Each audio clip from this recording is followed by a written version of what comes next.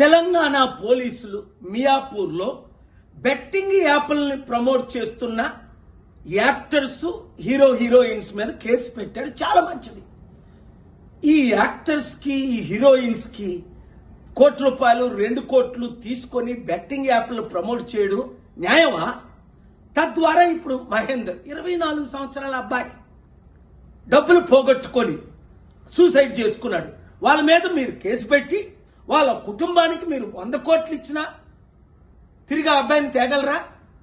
ఇంకొక విషయం, పోలీసులు ఇలా కేసులు పెట్టినప్పుడు ఇన్వెస్టిగేషన్ అయిన తర్వాత మళ్ళీ కేసులు ఉపసంహరించుకుంటున్నారట.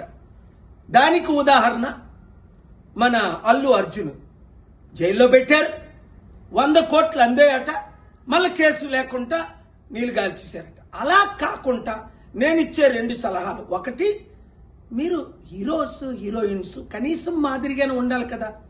మీరు 100 కోట్లు సంపాదించుకుంటున్నారు, మీరు సొంతంగా చారిటీలు చేయండి, లేదంటే నోరు మూసుకొని ఊరుకోండి. ఇంత కక్కుర్తి ఎందుకు? మరలా మీరు వాళ్ళ దగ్గర డబ్బులు తీసుకొని యాప్లు ప్రమోట్ చేయడం.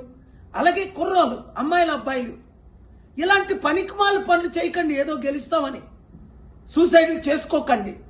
మంచి రోజులు వస్తున్నాయి, కష్టపడండి, ఓపిక పడండి. మార్పు రానున్నది, ఆ మార్పును మనం ప్రమోట్ చేస్తాం. ఈ వీడియో ప్రతి ఒక్కరికి అందేటట్టు షేర్ చేయండి.